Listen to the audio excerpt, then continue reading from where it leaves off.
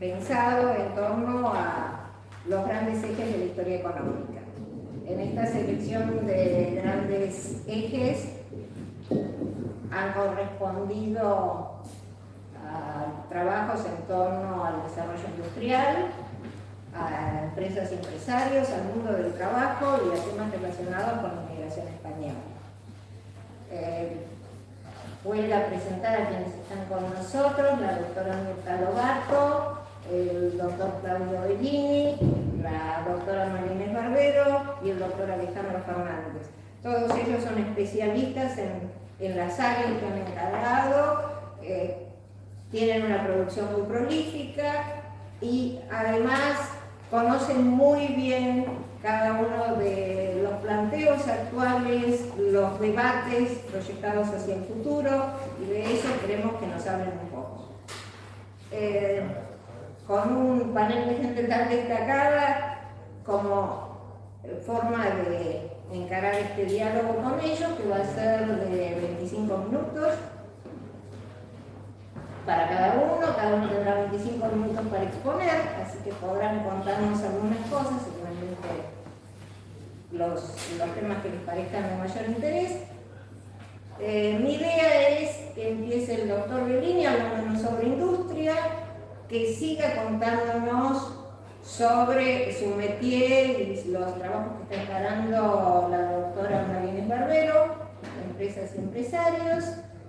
Seguimos con el mundo del trabajo a través de Mirta y cerramos con Alejandro hablando en torno a los temas migratorios.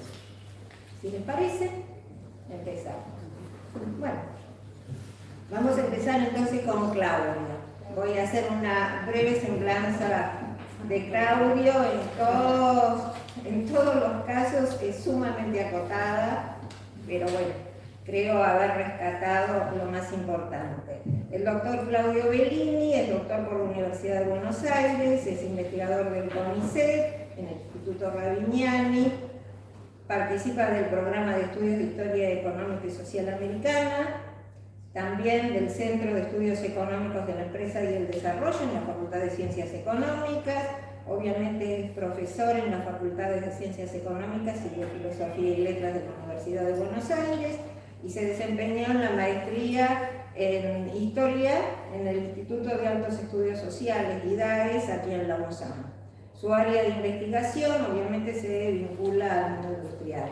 Ha publicado numerosos artículos en el país y en el extranjero y es autor de varios libros, entre ellos Historia de la Industria Argentina, Historia Económica de la Argentina en el siglo XX y el siglo XXI, en coautoría con Juan Carlos Corol, Desafíos a la Innovación, Intervención del Estado e Industrialización, en coautoría con Aníbal Jáuregui, y El Estado Empresario en la Industria Argentina, Conformación y Crisis, con Marcelo Rogier. Son apenas unos pocos títulos. Bueno, te escuchamos. Bueno, muchas gracias, Silvia. ¿Muevo el micrófono?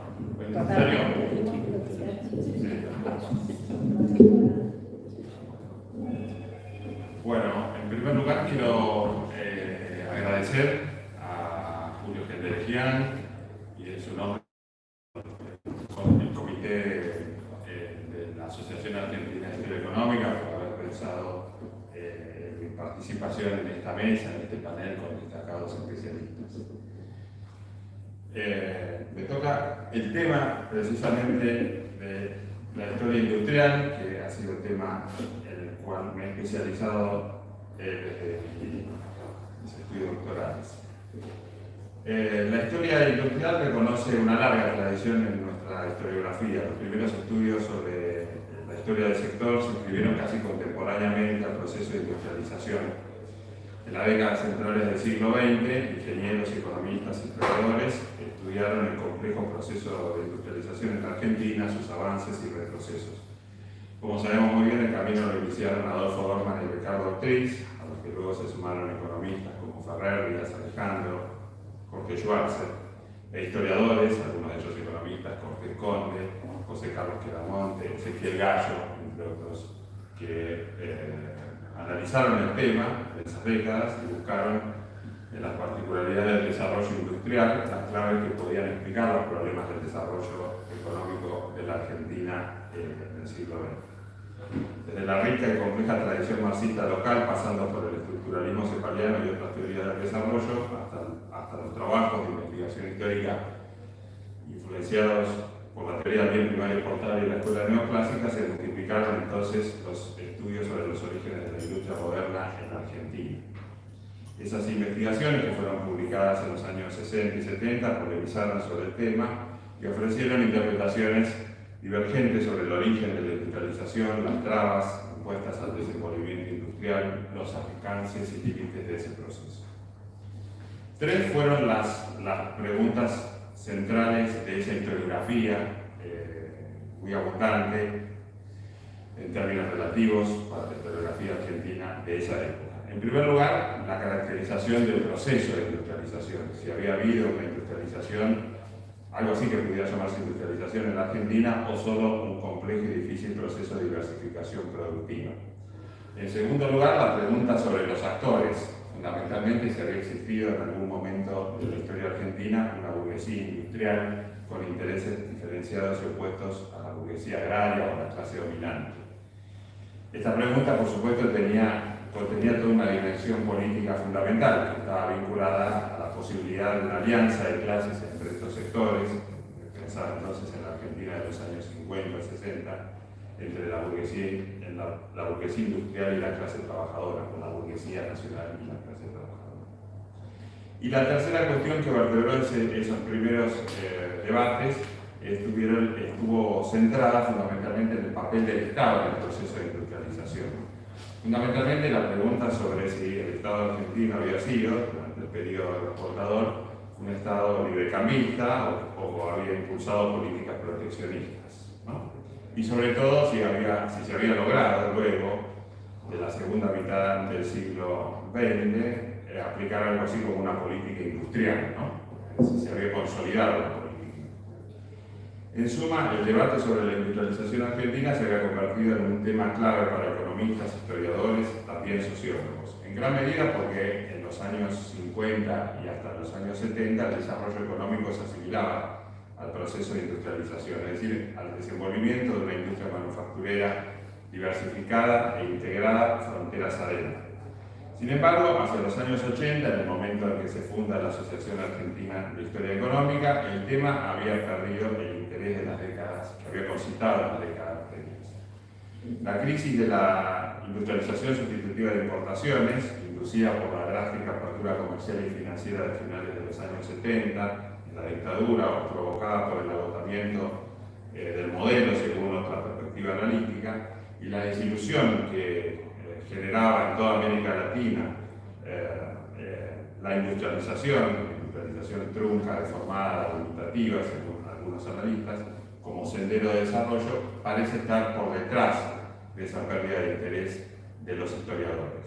Pero también ese desinterés de los historiadores por el tema se derivó, como señalaron en un trabajo Corol y Sábato, de cierto anquilosamiento metodológico del trabajo de un conjunto de fuentes más bien acotadas, sobre todo que brindaban información agregada, y especialmente de la ausencia de nuevas preguntas sobre el tema. De modo que hacia los años 80, reitero, las controversias sobre esta cuestión parecían en alguna medida agotadas. Este proceso se reflejó de alguna manera en las ponencias que abordaron temas de historia industrial en las primeras jornadas de la asociación durante esa década. Por ejemplo, revisando los programas, solo encontré 5 ponencias para 1985, 3 para el año siguiente y más o menos en torno a ese número en 1988 y 89. Si se trata de un número acotado de ponencias, pero sobre todo lo que se observa es la ausencia de un eje articulador de un debate en esos años. No obstante, una revisión de los programas de las jornadas de la década de los 80 y de los títulos, no podemos acceder a las ponencias, permiten observar algunos datos interesantes. El primero de ellos está vinculado a un panel organizado en las jornadas de 1988 sobre la inserción de la economía argentina y brasileña, en donde participaron economistas e historiadoras de ambas naciones. Y la conferencia que en esa misma oportunidad brindó Aldo Ferrer, cuyo título daba cuenta también sobre cómo interpretaba él el final del proceso de industrialización. Esa conferencia se tituló Surgimiento y caída de un proyecto industrializador 1930-1975. El segundo dato, y en mi opinión el más relevante, está relacionado, vamos a analizar los programas de esas jornadas, con el robustecimiento de la historia regional como campo de estudios, especialmente a partir del análisis de los complejos agroindustriales azucareros del noroeste argentino y la vitivinicultura de Cuyo. Este problema, que había comenzado a indagarse a fines de los años 70 y comienzos de los años 80, permitió pensar los procesos de transformación productiva, el papel del Estado y la conformación de verdaderas burguesías regionales. Y ese campo de estudio, la historia regional, de la cual va a hablar más tarde Fernando Rocchi, a comienzos de la década de los 90, operó con una renovada mirada sobre los actores económicos y sobre las estrategias, lo cual, desde mi punto de vista, estimuló seguramente el tema de repensar la historia de la industria argentina desde nuevas preguntas.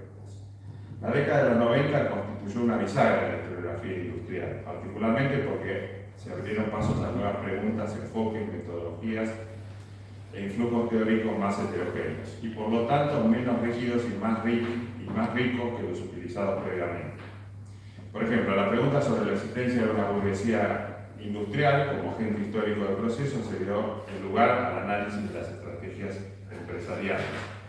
La caracterización del papel del Estado y sus políticas cobró mayor complejidad a medida que se abandonaron también las concepciones muy rígidas sobre el Estado que habían predominado a la hora de caracterizar, por ejemplo, el Estado durante la etapa agroexportadora. ¿Cuáles fueron esas novedades? Además de la historia regional, creo que hubo una convergencia también allí con la historia de empresas que permitió formular nuevas preguntas. Después nos contará María Inés sobre esta cuestión, permitió formular nuevas preguntas en torno a las estrategias productivas y financieras de las empresas y de los empresarios industriales. ¿Quiénes eran estos empresarios? ¿Cuáles fueron sus estrategias en diversos contextos? ¿Cómo financiaron sus emprendimientos? ¿De dónde provenían los capitales para el financiamiento de ese sector industrial, de esas empresas?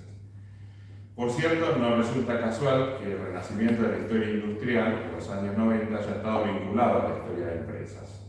En la jornada de Mendoza de 1992, por vez primera, se organizó un simposio de historia de la industria y de las empresas, en las que ya se presentaron 10 ponencias sobre modelos industriales en algunos países de América Latina, historia de empresas, estudios de casos, estudios de ramos y manufacturas, y también un trabajo sobre la internacionalización de las empresas que presentó, por ejemplo, Bernardo Kosakov en esas jornadas. Este vínculo estrecho entre la historia industrial y la historia de las empresas se reiteraría en las siguientes jornadas de Córdoba en 1994 y de Tandil en 1996. Para completar en ese plano, recién en el 2004 se separaron esas dos mesas y la historia de la industria pasó a conformar una mesa única con servicios, ¿no? Durante unos años, durante unas jornadas.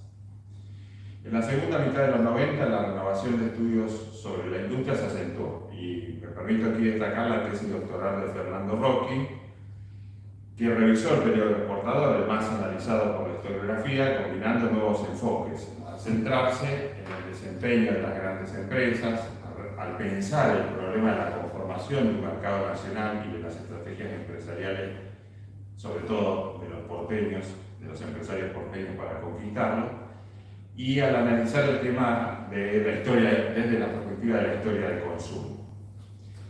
Por otro lado, el análisis del papel del Estado y de las políticas se vio renovado por nuevos marcos teóricos, que bajo el influjo del institucionalismo sociológico de Peter Evans y la rica bibliografía sobre la implementación y formulación de políticas públicas, complejizaron en los años 90 nuestra mirada sobre el Estado, la burocracia y las políticas públicas. La disponibilidad de nuevos archivos permitió abordar temas cruciales.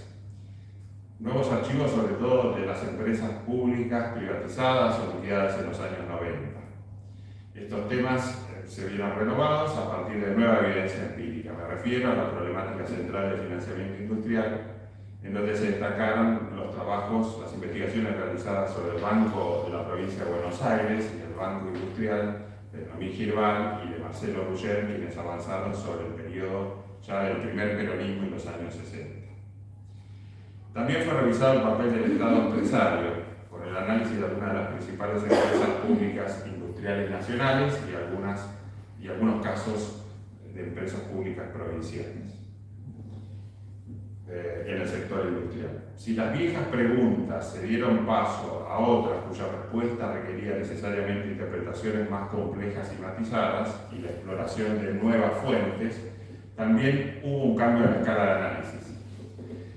Ya no se trataba a finales de los años 90 y comienzo del nuevo siglo, ya no se trataba de analizar las transformaciones del sector industrial en su conjunto, sino de abordar estudios sectoriales, de ramas e industrias que permitían observar otras dimensiones del proceso, como el impacto diferencial de los ambientes y las políticas en el desarrollo de algunas industrias específicas, el complejo proceso de diferenciación de los intereses del empresariado en el interior de la industria manufacturera, los ciclos de crecimiento y de crisis de esas industrias, la introducción, adaptación y difusión de nuevas tecnologías, entre otros temas.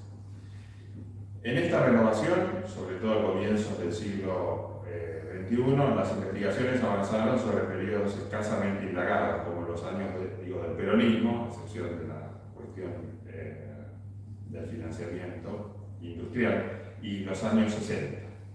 Y a menudo el interés se focalizó en estos estudios sobre ramas e industrias en casos de industrias líderes, especialmente aquellas que, a partir de ciertos paradigmas persistentes, y esto debería ser discutido, estaban identificadas con el desarrollo económico y donde el papel del Estado cumplió un papel relevante, un rol relevante. La industria automotriz, la siderurgia, la química, hay estudios sobre cada una de esas ramas, la petroquímica. En cambio, menor atención recibieron otras ramas industriales, otras industrias vinculadas a las primeras etapas de la sustitución de importación. Aunque el trabajo son menores en número tal vez y del alcance temporal. La industria del calzado, la producción de aceites comestibles, la industria pesquera, la rama textil.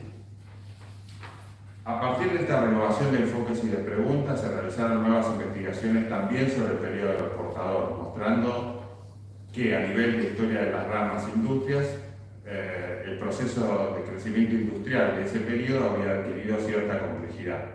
Por ejemplo, se revisaron la trayectoria de la industria guinera y sus frustradas inserciones en el comercio de exportación, la de la industria papelera desde la década de 1880, algo poco imaginado, digamos, en la historiografía de los años 60 y 70, la fabricación de maquinaria agrícola, entre otras ramas que podría mencionar. Esto último permitió consolidar la imagen de un sector industrial más diversificado para el periodo previo a 1930 o 1914 y al mismo tiempo repensar cronologías tradicionales y testear algunas hipótesis también muy afincadas, por ejemplo, la supuesta sustitución de importaciones que se produjo durante la Primera Guerra Mundial. El cambio de escala en los estudios se operó también en el análisis de las políticas públicas, revisando las políticas e instrumentos aplicados a escala provincial, su impacto y límites. Más recientemente se avanzó sobre el análisis de los impulsos generados por los complejos agroindustrial, azucarero y vitivinícola en la estructura industrial regional, con el surgimiento de actividades industriales conexas y derivadas, y en el estudio de la trayectoria de esas mismas agroindustrias para las décadas del 30, del 40, más recientemente de los años 60. Por otra parte, también la historiografía industrial retomó el tema de las relaciones entre Estado y empresarios, replanteándolo a partir de los aportes de Alice Amsden y Peter Evans sobre la reciprocidad y el disciplinamiento del capital o el concepto de la autonomía enraizada, así como también retomando otros marcos teóricos, por ejemplo, marco teórico neoschumpeteriano para repensar ese vínculo complejo entre Estado y empresa. No sé cómo voy con el tiempo. Bien. Pero continúa entonces. Vinculado con otros temas nuevos que aparecieron en las jornadas y que aparecieron también en la historiografía industrial, está el tema de la tecnología, de la compra, de la adaptación, de las microinnovaciones, de tecnología en diferentes ambientes económicos, que merecieron la atención de los historiadores y que merecieron también la formación de una nueva mesa en el marco de las jornadas. Por ejemplo, los trabajos sobre la experiencia del IAME, de la industria automotriz, del desarrollo de la aeronáutica, el papel de las transnacionales en la introducción de tecnología y su adaptación, o la planificación y concreción del proyecto nuclear en Argentina. Por último, pero no menos importante de esta renovación, que a mi modo de ver tiene lugar en la historiografía industrial, se abordó también el problema de la conformación de las ideologías industrialistas, el papel de los economistas e ingenieros antes del surgimiento de la teoría cepaliana, cuyo nacimiento a finales de la década de los 40 marca, digamos, un cambio importante en el análisis de los procesos de industrialización, obviamente, y los debates, por ejemplo, en torno a la estrategia industrial que tuvieron lugar en los años 60 y 70 entre economistas. 5 minutos. Todo esto se manifestó en un impacto importante en términos del número de ponencias. En el 2006, en la mesa de historia industrial se presentaron un número de 26 ponencias. En el 2008, cuando la mesa finalmente pasó a denominarse Mesa de Historia Industrial a secas, sin los servicios, se presentaron unas 18 ponencias que se mantuvieron en las siguientes jornadas en torno a ese número. ¿Cuál es la agenda pendiente de este raconto sobre la historiografía industrial? Bueno, tenemos hoy una historia industrial que se ha renovado en sus enfoques y sus preguntas, del análisis de las ramas e industrias hasta el mundo de las ideas, desde las políticas industriales hasta los procesos de desarrollo locales. El crecimiento de este campo de estudios tiene una expresión cabal en la elaboración de tesis de maestría y doctorales, en la publicación de artículos y libros, y en la participación activa de nuevos investigadores en nuestras jornadas. También en la existencia de una revista especializada, la Chindustria, y de otras revistas académicas que tradicionalmente dieron cabida a temas del desarrollo industrial, como Travesía o el Anuario del CEP, muestran, el interés de los historiadores sobre el tema.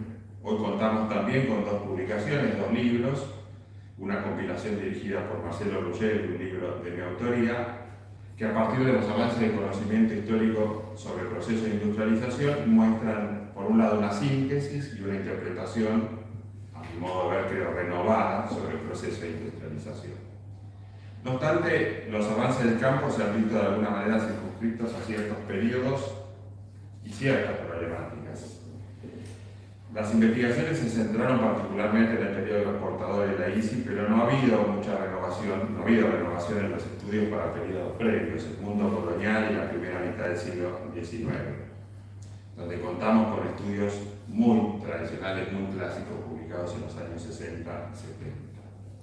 Por otro lado, la historia de la industria, la historia reciente de la industria, si puede hablarse así, no ha merecido el interés de los historiadores. Si bien tenemos ya estudios que son clásicos de economistas y sociólogos sobre la industrialización a partir de 1976, su reversión, el proceso de industrialización, necesitamos de más estudios con perspectiva histórica, sobre todo para lo que va del siglo XX. Ya estamos casi a punto de cumplir un cuarto del siglo XX, ¿no? Los 25 del 21.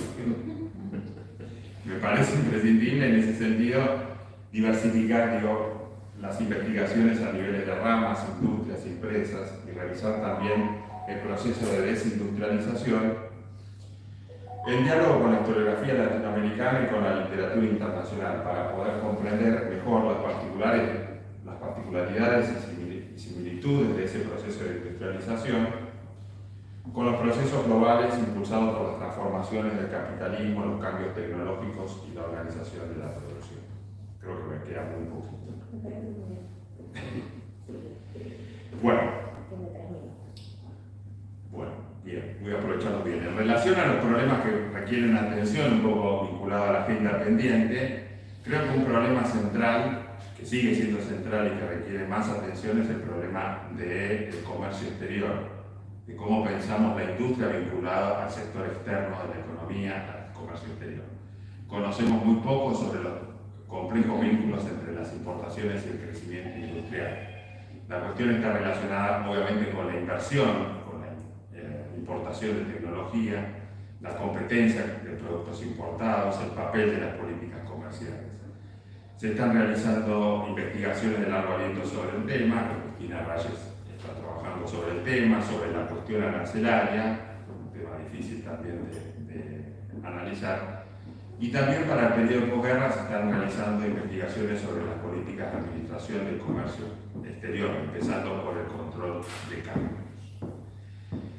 Pero también necesitamos saber un poco más sobre el comportamiento exportador del sector industrial para el periodo más tardío, el último tercio del siglo XX. Y para entender un poquito más el vínculo entre ese proceso de desindustrialización y ese comportamiento exportador. Otro tema pendiente, pienso desde el punto de vista de la estructura sectorial, es volver a analizar el tema del rol cumplido por las pequeñas y medianas empresas que fueron tan importantes en las etapas tempranas de la INSI, pero también en los años de su maduración, y sobre las cuales, tal vez por cuestiones de evidencia empírica, de documentación, ha quedado poco y poco se ha trabajado. Finalmente, en temas tradicionales, creo que un tema también fundamental es pensar las crisis y su impacto sobre el sector industrial. Las fluctuaciones económicas tan presentes en la economía argentina incidieron sobre la industria argentina de manera nada lineal. Ese análisis dotaría de mayor dinamismo a nuestro conocimiento sobre el desempeño del sector industrial y permitiría comprender más profundamente el desarrollo y al mismo tiempo también la destrucción en otros periodos de capacidades productivas y tecnológicas. Finalmente he descubierto otra opinión sobre esa agenda pendiente que tiene que ver con lo que a mí me gustaría de la historia industrial hacia el futuro, una historia industrial más en diálogo con otros campos de investigación.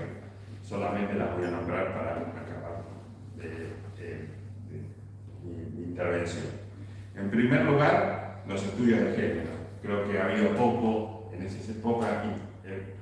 poca confluencia, poco diálogo, sobre todo los historiadores que hacemos historia de la industria, con los estudios de género. No solamente para pensar, por ejemplo, el proceso de feminización del trabajo o el rol de las mujeres en el sector industrial como trabajadoras, sino como empresarias.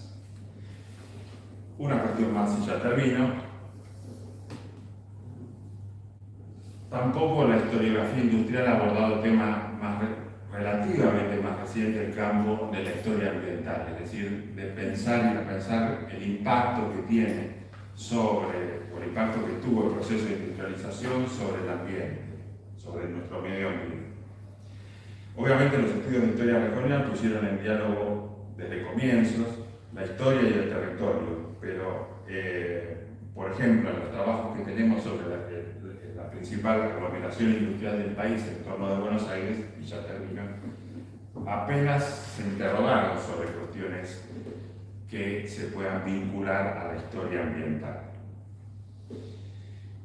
Termino con esto, simplemente. Hace 15 años, y ha pasado mucho tiempo, me tocó hacer un pequeño estado de la cuestión sobre la historiografía industrial, y yo titulaba ese estado de la cuestión la historia industrial entre la crisis y renovación. No dudo hoy de que se ha producido una renovación importante, que esa renovación está presente y que esa renovación ayuda y aporta elementos para comprender el desempeño económico del país, y espero que esa renovación se profundice siempre. Nada más.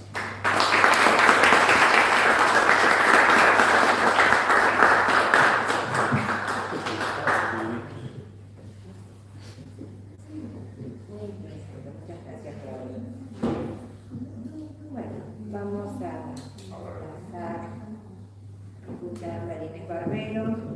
Marinés es doctora en Economía por la Universidad Complutense No soy economista. Es doctora en Historia Económica por la Universidad Complutense de Madrid, profesora titular, ha sido profesora titular de Historia Económica, es directora del Centro de Estudios Económicos sobre la Empresa y el Desarrollo en la Universidad de Buenos Aires, profesora invitada en la Universidad de San Andrés. Tiene una larga trayectoria en el ámbito académico, habiendo sido invitada por universidades internacionales, como es el caso de la Universidad de Colombia, México, España, Italia y Francia. Recibió premios y becas por la Universidad de Buenos Aires y la Universidad de Harvard. Su área de investigación está vinculada a la historia de empresas. Es autora y editora de una serie de libros, capítulos de libros, artículos en revistas locales e internacionales, entre los que se destacan aquellos referidos a los grupos económicos argentinos, las empresas familiares, las empresas multinacionales latinoamericanas.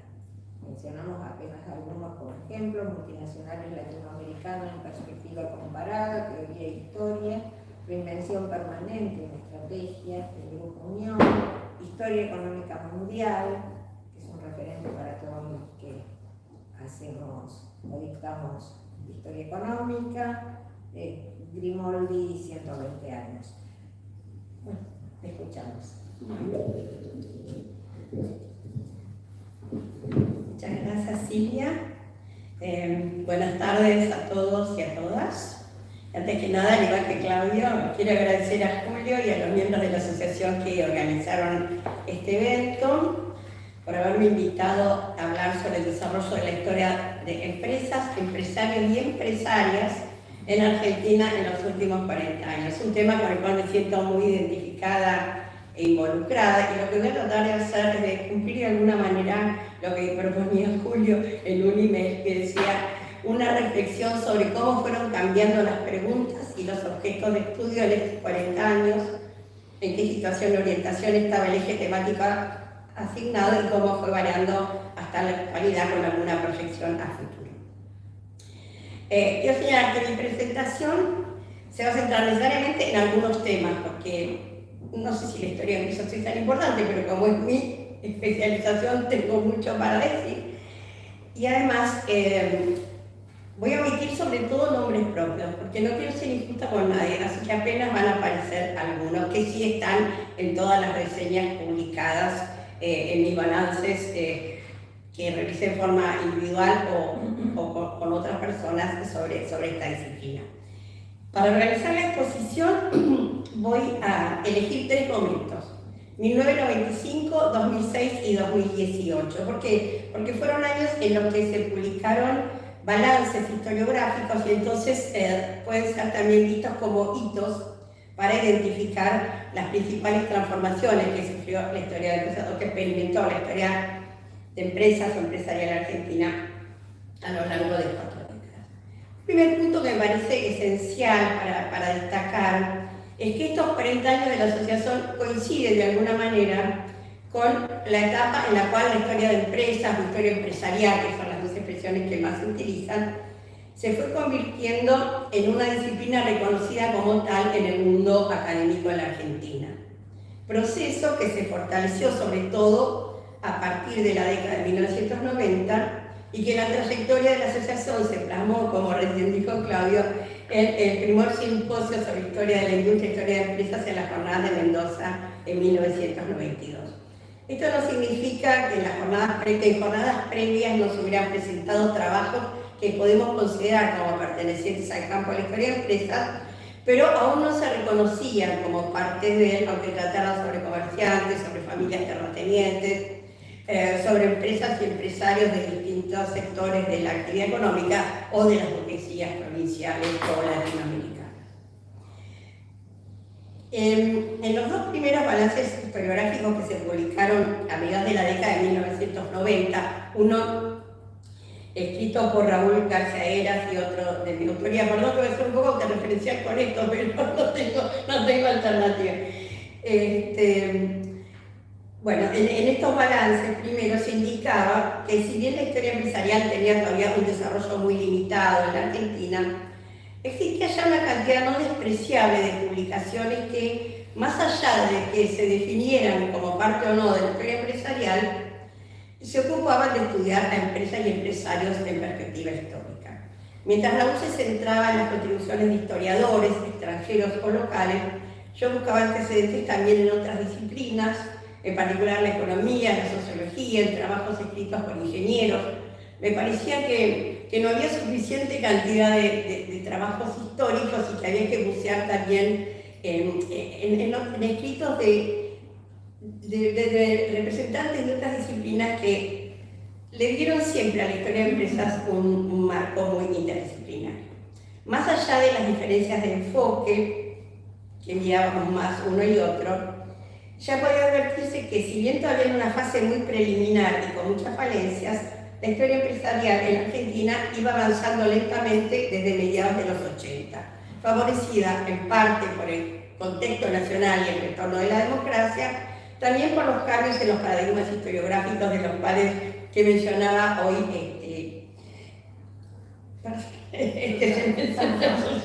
qué mal, con la crisis de los modelos macrosociales de explicación científica, el retorno del actor, el boom de la microhistoria, todo lo cual favorecía mirar a nuevos actores y nuevos enfoques. Yo creo que en estos primeros balances ya se adelantaban formas posibles de organizar los estudios de historia empresarial y sobre la historia empresarial. Raúl identificaba muy tempranamente una serie de temáticas que en gran medida conservan su actualidad: las empresas extranjeras, las empresas y empresarios privados nacionales, las empresas estatales y las asociaciones empresarias. Pero indicaba también que buena parte de las investigaciones habían sido realizadas por historiadores extranjeros, mayoritariamente anglosajones, cosa que cambió muchísimo a partir de los años 90.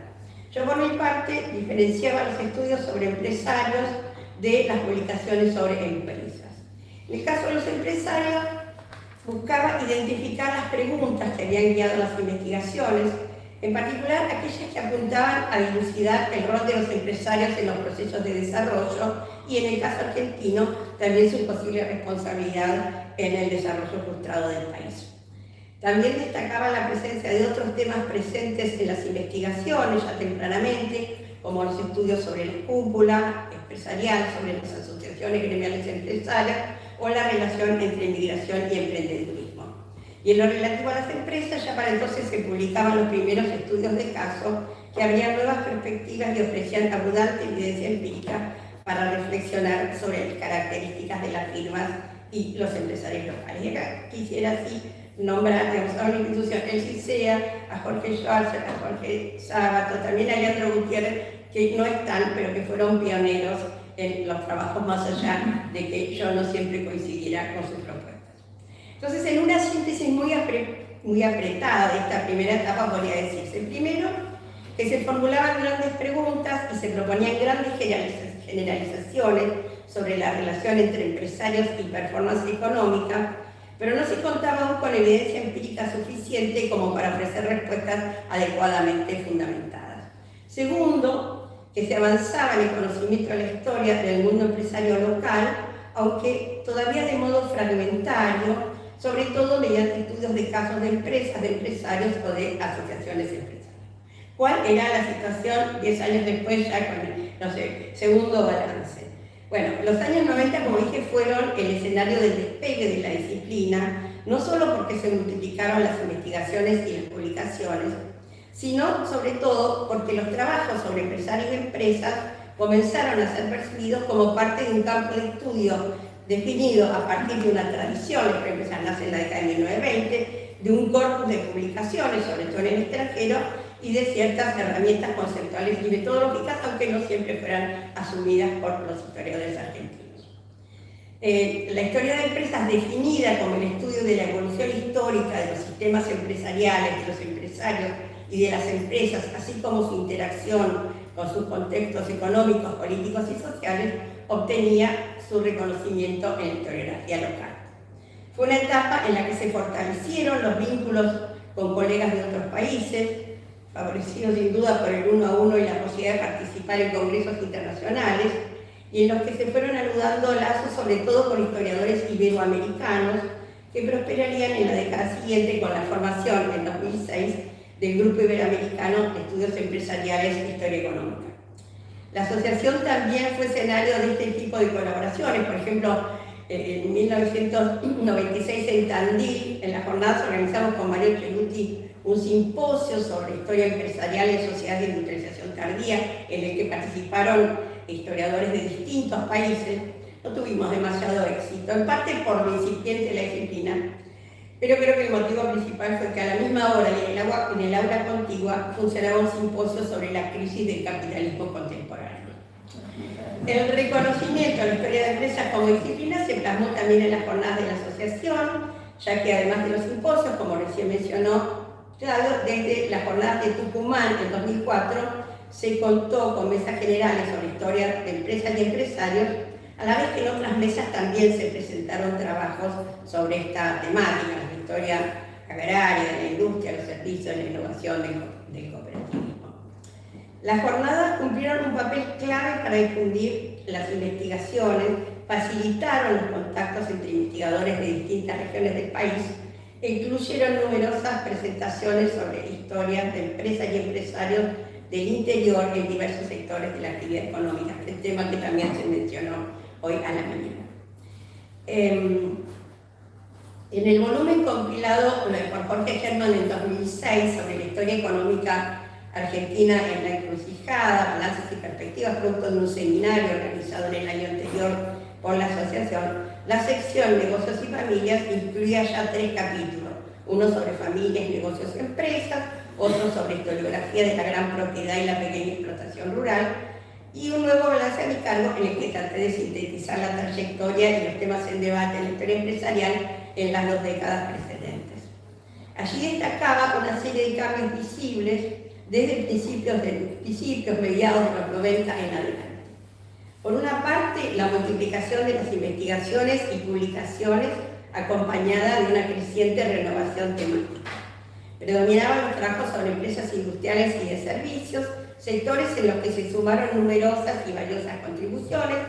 En el caso de los servicios, a temas ya previamente explorados, pero siempre renovados, como transporte y finanzas, se sumaban otros más novedosos, como comercio minorista, servicios públicos o el sector inmobiliario.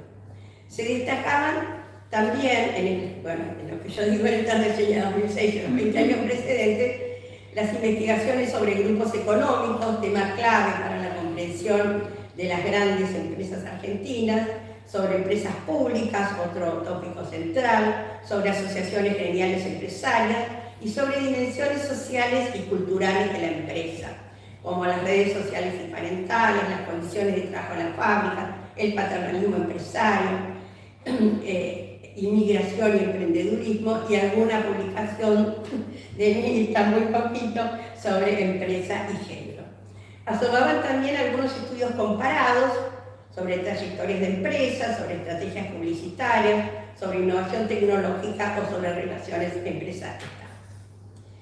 Si bien todavía casi no contábamos con trabajos de síntesis que integraran en una visión de largo plazo los resultados de las distintas investigaciones, ya para entonces la historia de empresas podía y se proponía contribuir a repensar algunos temas de la historia económica y social argentina. En primer lugar, la evidencia empírica de los estudios de caso ofrecía una visión mucho más heterogénea y matizada de los comportamientos de los empresarios vernáculos, cuestionando visiones generalizadoras que transmitían la imagen de un empresariado siempre buscador de rentas, ya fuera por sus características intrínsecas o por efecto de la regulación estatal.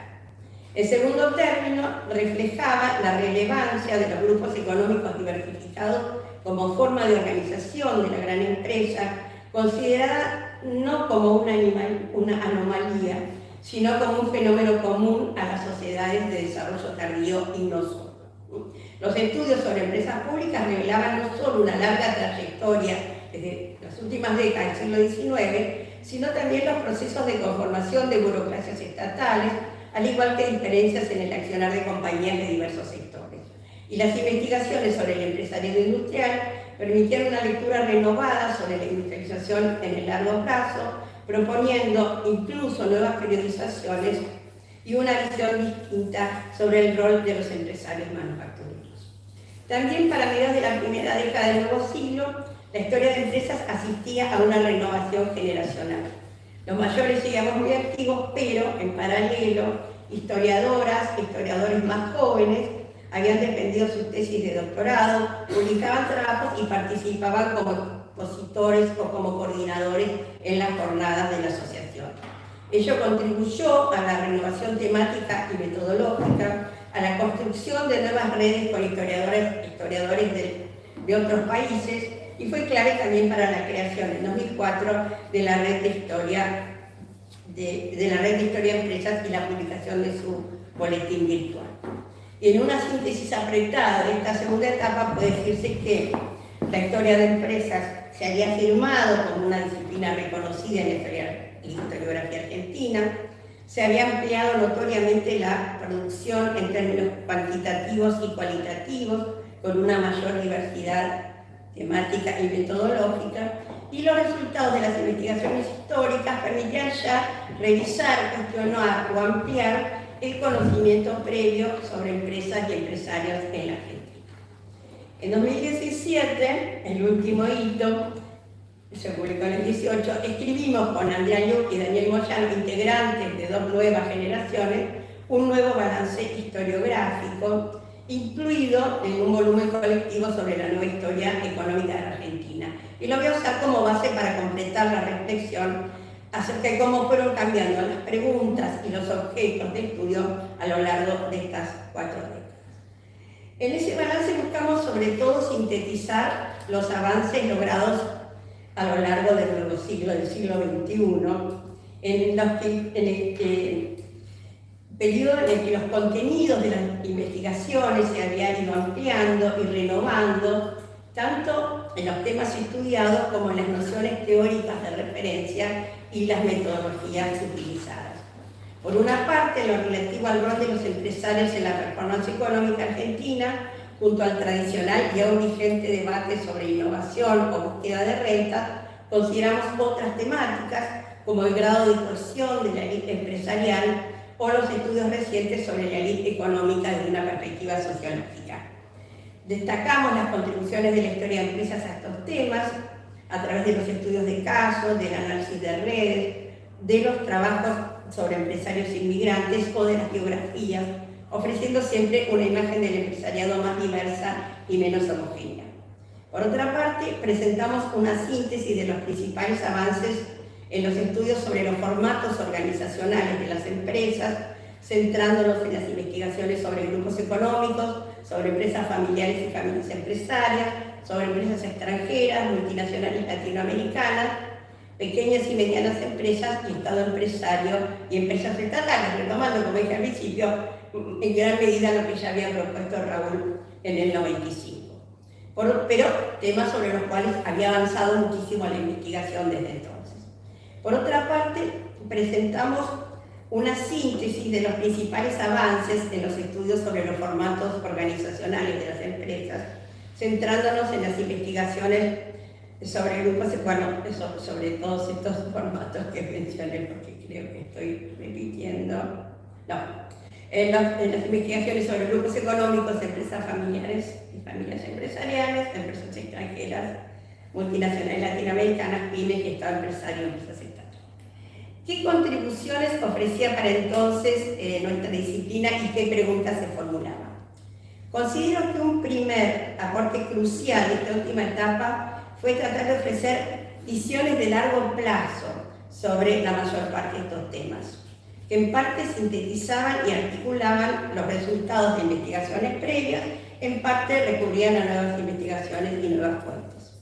En el caso de los grupos económicos, determinando sus principales características a lo largo del tiempo, identificando los periodos en los cuales se habían fortalecido o debilitado, debatiendo con quienes los consideraban o bien una anomalía o bien producto solo de economías cerradas y protegidas, analizando no solo los entornos en los que habían prosperado, sino también las estrategias de los actores. Sobre empresas familiares ya contábamos no solo con estudios de caso, sino también con un primer trabajo que ofreció una estimación cuantitativa de las características y dinámicas de la cúpula de empresas familiares en el largo plazo, identificando asimismo sus periodos de auge y retroceso. En cuanto a las empresas extranjeras, además de nuevas investigaciones sobre compañías, se había publicado un estudio reciente sobre la inversión extranjera desde la perspectiva de la historia de empresas, que no solo ofrecía una nueva base de datos para el periodo, para el periodo 1913-71, nueva en el sentido que hasta entonces no existía, sino que proponía una nueva periodización de los ciclos de inversión externa en el país. En paralelo se han multiplicado los trabajos sobre todo empresarios y empresas estatales, con la publicación también de trabajos generales de síntesis. Había crecido la investigación sobre pymes, sobre cooperativismo, sobre nuevos temas como las empresas recuperadas o las multilatinas, aunque ya Cossackó hubiera hablado del tema en el 92, y contábamos con un abundante corpus de trabajo sobre empresas y agroindustrias del interior que ya se habían ido acrecentando desde comienzos de los 90. Los avances, lo escribimos en 2017. Yo empecé a mirar el bibliotecario. ¿Qué podemos agregar de los últimos 5 años? Podemos agregar muchísimas cosas. Los libros que más tenía a mano eran un libro colectivo sobre viejo y nuevo poder económico, todos publicados en los últimos 5 años, otro sobre rentabilidad de empresas, otro sobre empresas en la industria editorial, otro sobre empresarios y Estado en la Argentina en la segunda mitad del siglo XX y otro sobre grandes empresas en el país desde la expansión agropecuaria hasta la última globalización, que contiene nuevos rankings sobre las mayores 200 empresas de Argentina entre 1913 y 1971. En cuanto a las preguntas, creo que ha predominado la voluntad por comprender cómo ha sido la evolución del empresariado en Argentina en el largo plazo, cuáles han sido las transformaciones en la cúpula empresarial y los porqués, cuáles han sido las formas organizacionales predominantes y su peso relativo a lo largo del tiempo, qué tipos de propiedad han prevalecido en dispersos periodos y por qué, llevando todo a valorizar el enfoque histórico y a identificar los cambios a lo largo del tiempo, evitando generalizaciones atemporales. En nuestro balance señalábamos no solo los logros, sino también la agenda pendiente en cuanto a temas de investigación vacante, desde formas de propiedad y gestión, a culturas corporativas, al rol de las mujeres en el mundo de los negocios, a la corrupción, la informalidad, la sustentabilidad o el mundo del trabajo. Y por supuesto la necesidad de seguir reflexionando, discutiendo conceptos y superando los marcos nacionales para avanzar en la historia comparada. Para entonces ya se había insistido suficientemente sobre la necesidad de articular historia y teoría y de insertar a la historia empresarial local en la business history internacional.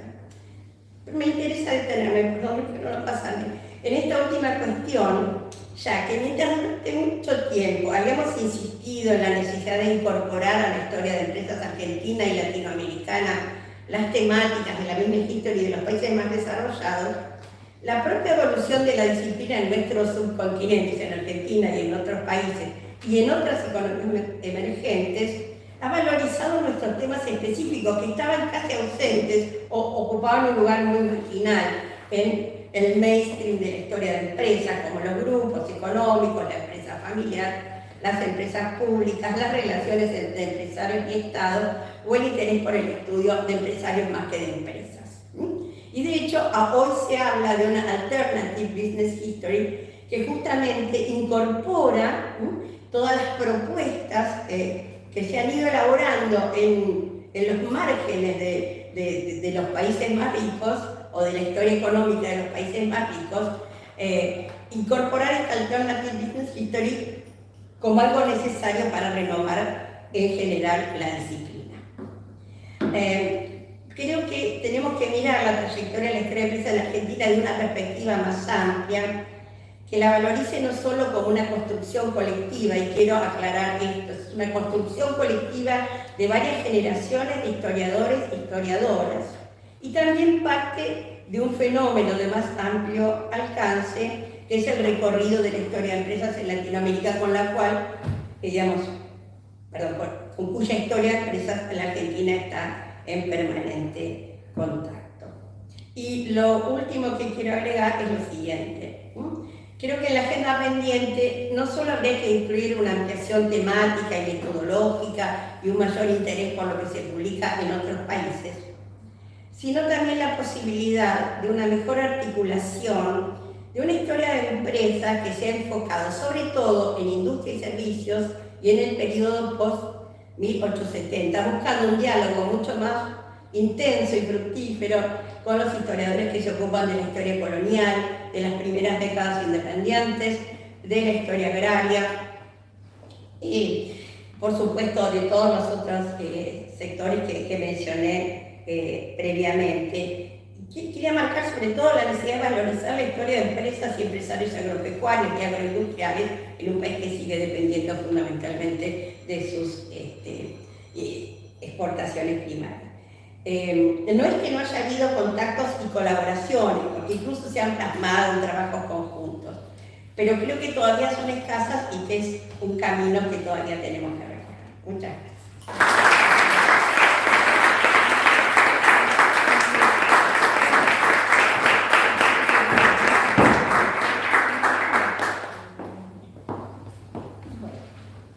Vamos a continuar. Vamos a darle la palabra a la doctora Mirta Zaida Robato. Mirta es doctora en Historia por la Universidad de Buenos Aires, profesora consulta en la Facultad de Filosofía y Letras de la misma universidad. Su área de investigación es el mundo del trabajo, cultura, relaciones de género, protestas, instituciones estatales laborales. Ha recibido varios premios y becas de investigación de prestigiosas instituciones, entre ellas la beca Guggenheim. Ha publicado numerosos artículos en el país y en el extranjero, es autora y editora de varios libros, entre ellos La prensa obrera, Buenos Aires y Montevideo, entre 1890 y 1958, Historia de las trabajadoras en Argentina, entre 1869 y 1960, La vida en las fábricas, Trabajo, protesta y política en una comunidad obrera, el caso de Berisso, 1904-1970, Comunidades, historia local, historia de los pueblos, huellas de su formación, una obra publicada en el año 2020. Bueno, gracias Silvia. ¿Estamos bien? Una linterna. No, está muy bien, lo pongo así y leo. Todavía puedo. Esa es la modernidad. Yo quise traer un PowerPoint y me pasan estas cosas. Se ve bien. Se ve bien. Sí. Ahí está. Se puede prender estos minutos no me cuentan, ¿no? Empiezo la negociación. Bueno,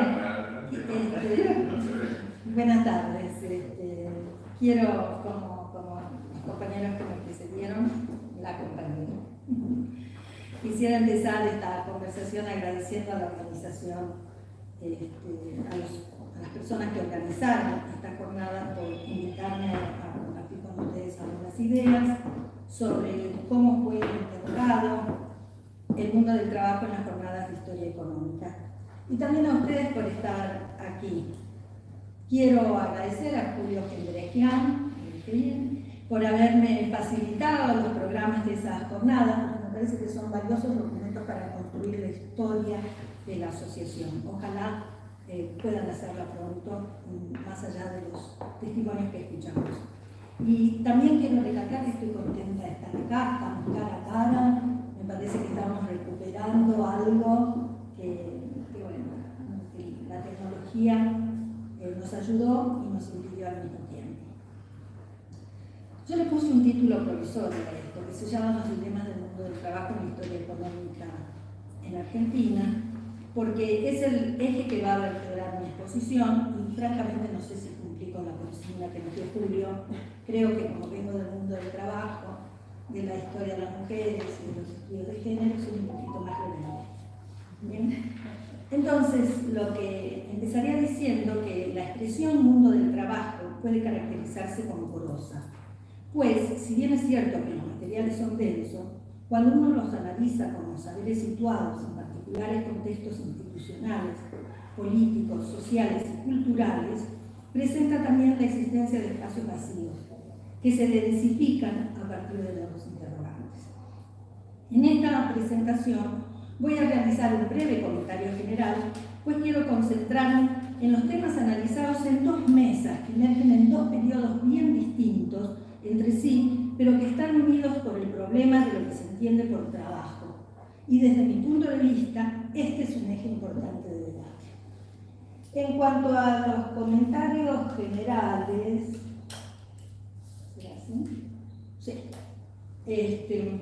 En cuanto a los comentarios generales, quiero destacar que en los programas de las primeras jornadas no hay una separación temática por mesa, luego vienen las mesas, finalmente los simposios, pero sobre todo están las primeras jornadas no están organizadas a partir de la conversación entablada por un grupo de investigadores sobre un tema en particular. Esto se ve en las mesas posteriores, en la organización de los simposios, y lo que aparece como una idea potente es la relación o es la idea de que economía y sociedad van de la mano.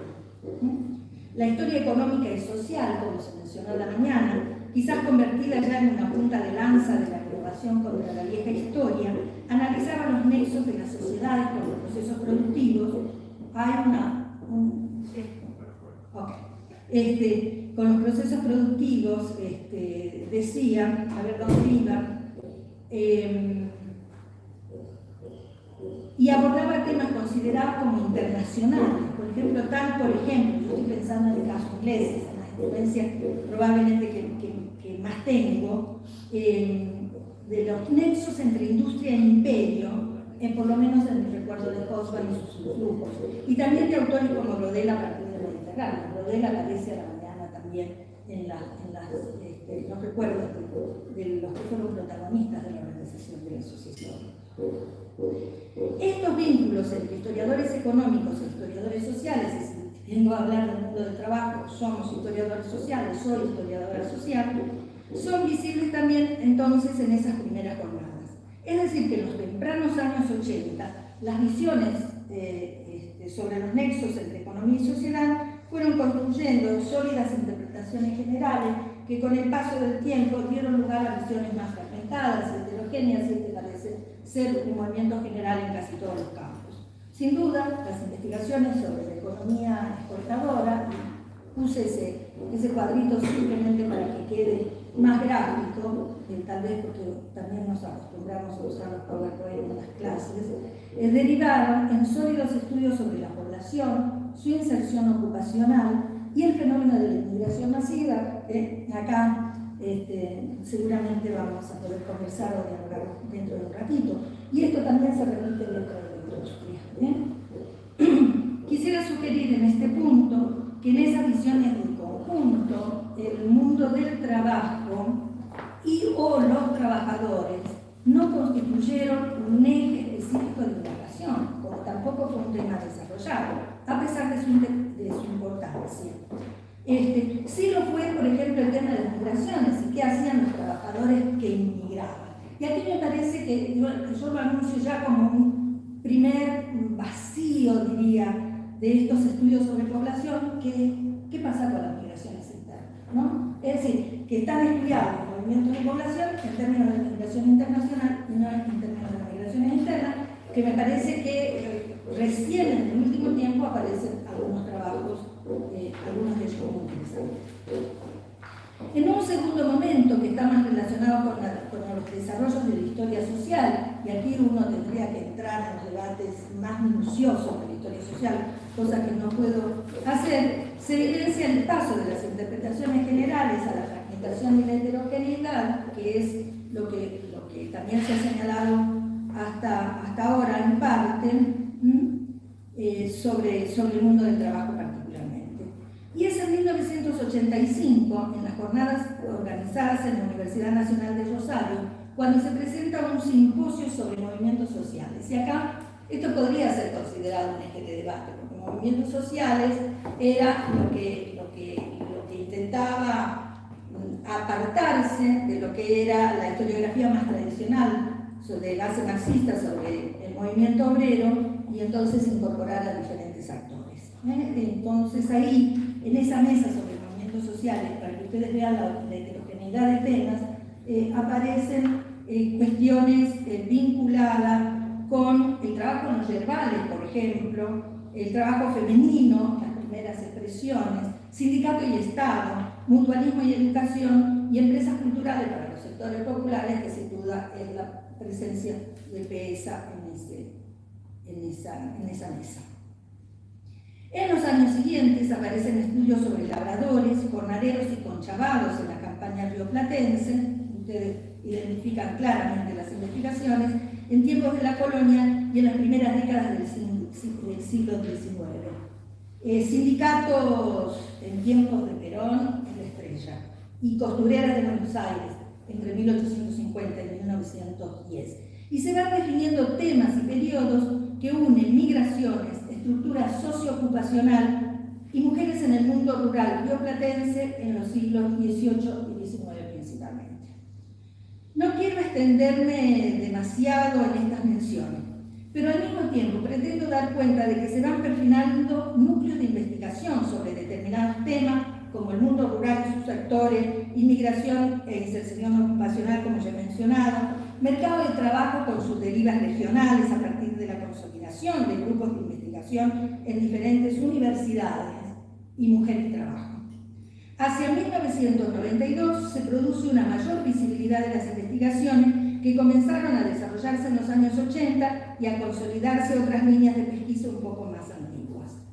A partir de 1994 se organiza el simposio titulado Trabajadores y Fluctuaciones Económicas. Quiero recordar aquí a Ofelia Pianeto, una de sus impulsoras, y desde el 2010 las mesas sobre cooperativismo y economía social, que me interesa destacar por la cuestión del cooperativismo de trabajo, sobre el que haré una brevísima mención. Y ustedes algo de eso mencionaron previamente. Entonces, los temas, desde 1992 en adelante, más o menos están acá: mercado de trabajo, oferta-demanda, trabajos clásicos, mercado de trabajo urbano-rural, características de la oferta y de la demanda, como les decía antes, fluctuaciones y conflictos, trabajo femenino, trabajo industrial, trabajo doméstico, con estos nombres, conflictos laborales y Estado y sindicatos, y asociaciones gremiales, sin duda, es en lo que estoy pensando. Y el último tema, cooperación y economía solidaria. Y los periodos estudiados, no lo he hecho, sí.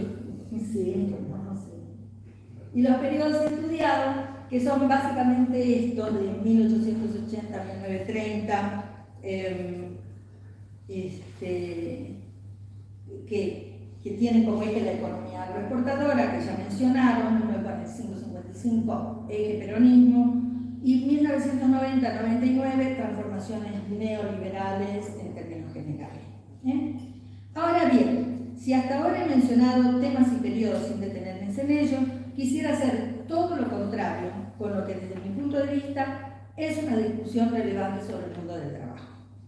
Intentaré analizar entonces, a partir de qué es lo que se considera como trabajo o no, dos cuestiones aparentemente desconectadas: la inserción laboral femenina y el fenómeno de la desocupación y la formación de cooperativas de trabajo.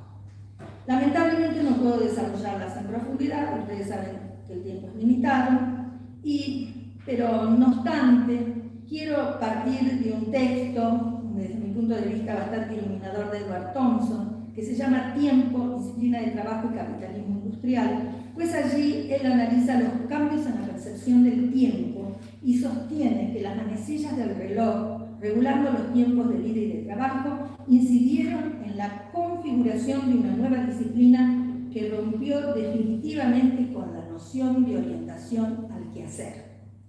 Para él, el trabajo femenino, como el trabajo rural o el trabajo artesano en las ciudades, no solo estaba regulada por los ciclos naturales o por demandas que el trabajador artesano cumplía de acuerdo con sus propios criterios de organización laboral, sino que la demarcación entre trabajo y vida era menor. Bueno, con la pandemia nos olvidamos de esa división, ¿no? Era la organización laboral, trabajo y vida era menor. En la mirada de Thompson, el trabajo femenino estaba orientado al quehacer. Nos dice algo más. en la economía rural, aunque existía una separación de tareas, el conflicto entre dos temporalidades no era tan intenso. Sin embargo, parafraseando a Thompson, el trabajo de los braceros era intenso, de sol a sol, pero el trabajo de las mujeres era más arduo que el del trabajador agrícola, porque no solamente trabajaba en el campo, sino también se hacía cargo del cuidado de los niños y de la familia. El tiempo regulado propio del trabajo fabril, les estoy mostrando solamente imágenes donde les puse un título, esas estaban allí, ustedes van a ver las múltiples inserciones laborales de las mujeres, no voy a hablar de esas imágenes, las estoy usando solo como ilustración y por suerte no están las historiadoras del arte. Pero el tiempo regulado propio del trabajo fabril, que se propaga al mismo tiempo que la economía capitalista, expande, difunde la idea de un valor dinero. El tiempo es oro y entonces tiene que ser medido y retribuido. El tiempo destinado al trabajo, a lo que se considera trabajo, es una forma de introducirnos en un problema relevante para la historia económica, la historia política, la historia social, la historia cultural, como son las relaciones de género, ¿no? Porque las atraviesa, está en todas las mesas, y esto es lo interesante cuando uno mira los programas de las jornadas, ¿no? Y como les decía, las atraviesa de tal modo que en los congresos de historia económica comenzó a plantearse la cuestión de trabajo y mujer al mismo tiempo que se expandían institucionalmente los centros de historia de las mujeres, de los estudios de género feminista. Porque esto también es importante. Cuando nosotros hacemos una evaluación de los saberes, me parece que tenemos que verlos situados en esos contextos institucionales también. Lo que los trabajos presentados en las primeras jornadas muestran, sigo mostrándoles figuritas, que no son las del mundial. Lo que los trabajos presentados en las primeras jornadas muestran es la idea dominante de que existe cierta neutralidad de género en las relaciones económicas, en el uso de la tecnología y en las relaciones laborales. Como si eso fuera poco, existía en buena parte de los textos sobre el movimiento obrero y mercado de trabajo una homogeneización de los agentes económicos y sociales organizados en un englobante, los trabajadores, lo que dificultaba visorar las especificidades de la inserción laboral femenina. La división sexual del trabajo estaba naturalizada y la división de esferas de actuación público-privado ayudaba a organizar argumentos importantes del análisis histórico. Sin embargo, existían ya informados debates teóricos y metodológicos a nivel global sobre el género del trabajo, sobre la relevancia de la división sexual del trabajo, basada en la diferencia del poder entre los géneros, sobre las inequidades derivadas de esa religión, sobre el trabajo en el hogar y también sobre la educación y capacitación, así como sobre su relación con los cambios tecnológicos y las diferencias salariales. Estoy hablando de economía. Quiero comentarles algo, se me ocurrió en este momento. Hace 4 años la asociación me invitó a dar una conferencia que no pude dar y le puse quién cuidaba de Adam Smith, ¿no? Y en ese momento me dijeron, es anacrónico ese título, porque ese es un problema contemporáneo. Y yo dije, me quedé media perpleja, una conferencia anacrónica. Y entonces lo pensé y dije, no es anacrónica, porque en la época se planteaban estos temas. John Stuart Mill, la misma Wollstonecraft están planteando estos temas. Pero bueno, acabo de recordar eso y quiero agradecerle también a la asociación por haberme invitado en ese momento, aunque no pude cumplir con mi objetivo. Quiero recordar en este momento que cuando entrevistaba obreras lituanas, polacas, checas, croatas, italianas, españolas, bonaerenses y santiagueñas, que habían trabajado por décadas en la planta de la industria de la carne, había un relato que las unificaba. Ellas se levantaban a la mañana temprano, preparaban el desayuno, dejaban todo listo para el almuerzo, levantaban a los chicos cuando los tenían y los preparaban para que fueran a la escuela y se marchaban a las fábricas. Cuando regresaban, seguían con la limpieza, preparaban la cena y algunas, cierto que en un número más reducido, lavaban y planchaban por una paga la ropa de los hombres solos que habían llegado a la localidad. De modo que realizaban las labores fabriles, arduas, sucias, en esa industria, era que estaba estudiando la industria de la carne, las de la casa para cuidar de la familia y la changuita que realizaban en su domicilio. Lo que estoy diciendo no es nuevo para ustedes. Las mujeres con las que me encontraba en las fábricas y que están en esas mesas que les mencioné al principio, realizaban un doble, triple trabajo como asalariada fabril, como trabajadora por cuenta propia y por una remuneración monetaria en su casa y como ama de casa sin remuneración. Las mujeres participaban en la producción de bienes y de servicios, si pensamos en otras actividades, y eran parte de la economía de mercado. En los estudios sobre el mercado de trabajo aparecía la oferta y la demanda, pero no estaba generalizado ese mercado de trabajo. En todo caso, aparecía como un segmento del mercado laboral que no se regía por esas reglas. El 30% de la población trabajadora en las grandes fábricas eran mujeres. No eran las únicas actividades. Los mercados, como espacios de comercialización, estaban poblados por mujeres. Aunque no hay todavía muchos estudios en nuestro país sobre esa actividad, numerosas fotografías las muestran en mercados y ferias. Incluso ocupando alguna esquina, esta foto me gusta mucho porque era vendedora de chorizos en 1901 en Buenos Aires y está justamente en una esquina haciendo su trabajo. Las costureras, y no solo las que daban el mal paso como popularizó Evaristo Carriego, circulaban por las calles de la ciudad llevando las prendas de su casa al taller de confección. El primer trabajo que se presenta es sobre las costureras de Buenos Aires. Podría seguir con esta enumeración, pero en cualquiera de los casos se puede afirmar que, sin embargo, había unas labores que no estaban siendo observadas y analizadas por los historiadores, ni económicos ni sociales. El trabajo del ama de casa, aquel que en una extensa literatura de inspiración marxista aparece como trabajo reproductivo. Un comentario adicional. Lo que pude observar es que en la información censal, que los historiadores económicos usan con confusión, y ya me puse en esta vereda, no sé si se dieron cuenta, fueron desapareciendo las mujeres de la fuerza laboral, y esto era así porque los censos se fueron haciendo más detallados, pero a su vez más restrictivos en categorizar ocupaciones. Es decir, que las categorías cambiantes con las que se confeccionaban las estadísticas producían distorsiones en la medición del empleo femenino. Pero también esta situación dejaba al descubierto ese problema que les vengo planteando, qué es lo que se considera trabajo o no. Por eso la novedad que introducían los estudios feministas en los que el uso de la palabra género constituye un intento de categorizar un conjunto más amplio de problemas que incluye la división sexual del trabajo e inscribe las relaciones entre varones y mujeres en estructuras de poder. Un dato interesante, a fines del siglo XIX y principios del siglo XX, pero bueno, trataremos, aparecen la expresión labores, las labores de su sexo. Esta era la forma en la que se categorizaba el trabajo femenino.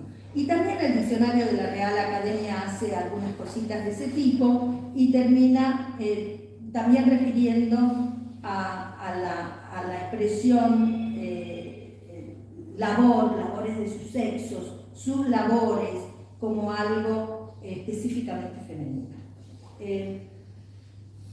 Entonces, a ver, ¿cómo voy a seguir? Los debates promovidos por economistas feministas son más antiguos que lo que se supone corrientemente. En principio, la economía feminista refiere un conjunto de miradas que tratan de explicar las raíces económicas de la desigualdad de género. Me parece que en los estudios sobre la desigualdad esto es un vacío importante. Utiliza para esto, hay una discusión sobre la configuración de los patrones de desigualdad. Y últimamente las economistas feministas han introducido un concepto que es la economía del cuidado. Entonces, el concepto de género como categoría social de análisis es una de las contribuciones teóricas más significativas del feminismo contemporáneo y un eje de debate que continúa hasta hoy, porque si estudiamos la relación salarial, y este es un tema que no aparece tanto en las jornadas de historia económica, el tema de los salarios sigue siendo problemático por la diferencia y por la concepción del trabajo femenino considerado como trabajo complementario, no como trabajo más importante, ¿no? Y con esto cierro este punto y espero que en los próximos minutos pueda desarrollar la segunda parte, que es esta cuestión de que la teoría del cuidado representa una actividad clave dentro del funcionamiento y desarrollo de toda sociedad, puesto que supone el mantenimiento de la vida de las personas consideradas vulnerables.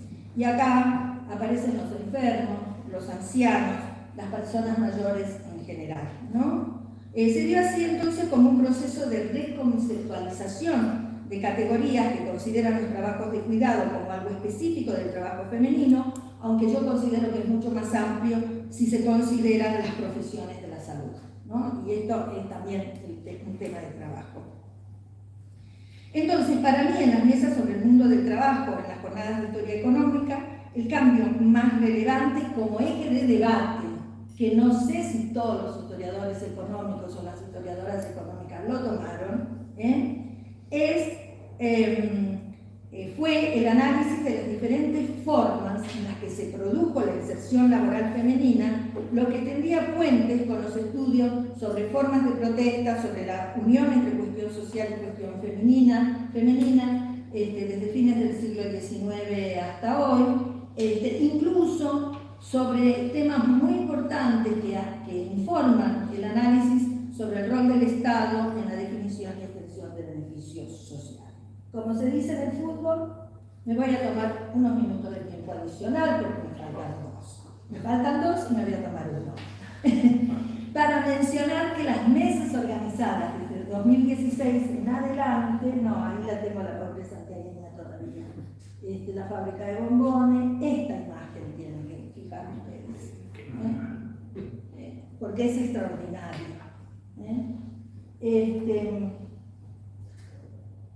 Voy a ir a estas mesas organizadas desde 2016 en adelante bajo el nombre de Cooperativismo y Economía Social Solidaria. Es la cara de otro debate sobre lo que se considera trabajo cuando se rompe por la falta de cohesión, por la falta de trabajo, por la desocupación, las bases de la cohesión social que se había vertebrado alrededor del trabajo. Y ustedes también lo mencionaron en sus exposiciones. Y me interesa porque la organización de cooperativas de trabajo tuvo lugar de manera más intensa cuando el cierre de empresas expuso a los trabajadores, varones y mujeres, al fantasma de la desocupación, de la precariedad laboral, de la incertidumbre. Acá yo tengo una idea de por qué, pero no la voy a poner en discusión, solamente la menciono, de por qué en las primeras décadas del siglo XX no hay cooperativas de trabajo. Y creo que tiene que ver con el mercado del trabajo y con el funcionamiento de la oferta y la demanda, ¿no? Había el fenómeno de la desocupación solamente aparecía en los momentos de crisis, ¿no? Pero a partir de 1960 ya se dan algunas manifestaciones críticas en algunas actividades industriales, mi compañero Claudio Bellini, como la industria textil, y acá es una fábrica que se cooperativiza de la industria textil, la crisis en la industria del azúcar, la cooperativización de algunos ingenios, ¿no? Y las situaciones críticas en algunos otros tipos de industria que dan lugar a ese concepto de empresas recuperadas por sus trabajadores, ¿no? Y esto se agiganta, me parece a mí, con el gobierno de Menem y la crisis del 2001, ¿no? Y acá ustedes pueden ver Sanones del Pueblo, Bruckmann, las mujeres, bueno, y nada. Vuelvo para atrás para que quede algo de luz. Y con esto sí termino. Entonces, decir que en el proceso de recuperación de empresas y de formación de cooperativas de trabajo en la historia reciente se delinearon dos caminos. Por un lado, bueno, y en las mesas de la jornada solo hay una mesa sobre cooperativas de trabajo. El resto son los excelentes trabajos sobre las cooperativas de crédito, sobre las cooperativas de servicio, etcétera, etcétera, pero no específicamente este tema. Y entonces les decía que por un lado quienes consideraban que existían esos dos caminos, ¿no? Un capitalismo reconfigurado, y por otro aquellos que transitaron la vía de los programas sociales del Estado como forma de mantener fuentes de trabajo y de inclusión social. El primer grupo piensa que las empresas recuperadas y las cooperativas de trabajo constituyen una alternativa laboral y un proyecto de vida colectivo y asociativo. El segundo grupo tiene más expectativas en el rol del Estado como promotor del trabajo asociativo, aunque los límites aparecen cuando la intervención estatal termina. Según datos del Instituto Nacional de Asociativismo y Economía Social, que saben que es una dependencia nueva, en junio del 2019 existían 8.600 cooperativas de trabajo. Es una barbaridad, que probablemente aumentaron. Hay aquí un espacio para el debate que está abierto para los historiadores económicos y sociales, aunque ya está presente en el debate político. Entonces, otra vez vuelvo a lamentarme por no poder extenderme sobre el cooperativismo y el trabajo de una fábrica recuperada, porque podríamos colocar sobre la mesa de discusión el dilema de cómo medir la inmensa cantidad de personas que forman parte de este sector, pero también analizar con mayor profundidad de qué manera enfrentan los desafíos de adquirir conocimientos, obtener recursos, capital, maquinarias, organizar y mantener la producción y diseñar formas de distribución que afiancen la solidaridad. Último párrafo, cortito. Quiero señalar que he realizado una selección de lo que a mi juicio son cuestiones que representan un desafío para la historia económica a lo largo de 40 años. Ello no implica desdeñar otros temas presentes en las jornadas organizadas por la Asociación sobre el Mundo del Trabajo. Pero un análisis más detallado, obviamente, excede este momento de reflexión y celebración. Para mí, la tarea pendiente es producir más diálogo entre historia económica e historia social. Y en eso estamos de acuerdo.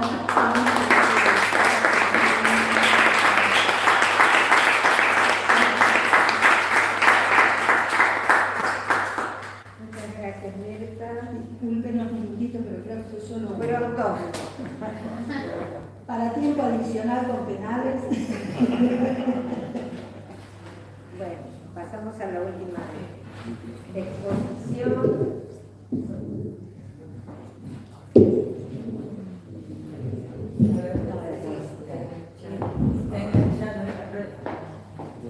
Bueno, voy haciendo la presentación. No.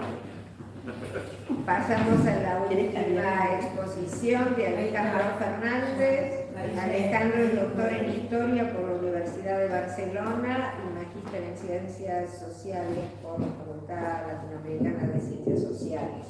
Profesor titular de Historia Argentina II y Metodología de la Investigación Histórica de la Universidad Nacional de Luján, donde dirigió la maestría y especialización en Ciencias Sociales, con mención en Historia Social, y donde integra además el comité de doctorado en la orientación de Ciencias Sociales y Humanas. Ha publicado libros y artículos sobre historia de la inmigración española en la Argentina, entre los que se puede mencionar la inmigración española en la Argentina, un trabajo en coedición con José Moya, un mercado étnico en el Plata, migración y poblaciones españolas en la Argentina entre 1880 y 1935, migraciones internacionales, actores sociales y Estado, los catalanes en Buenos Aires, inmigración, asociaciones y prensa. Ese es mi lugar. Bueno.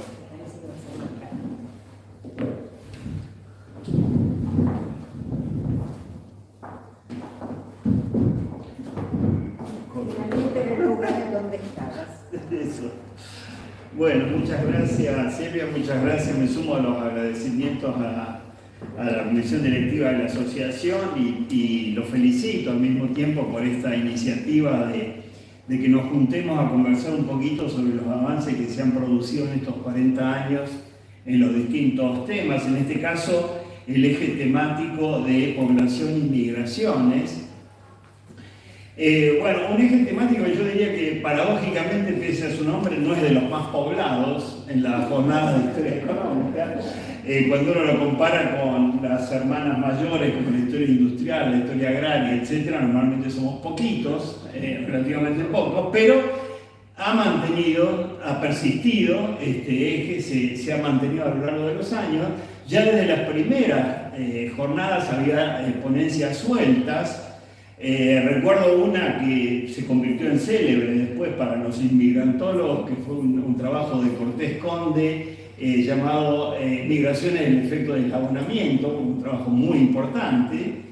Y bueno, luego en esa etapa que mencionaba Eduardo Míguez en el video, en donde entró más la demografía, los estudios de población, etcétera, en la jornada de historia económica, por supuesto, se fueron multiplicando los trabajos.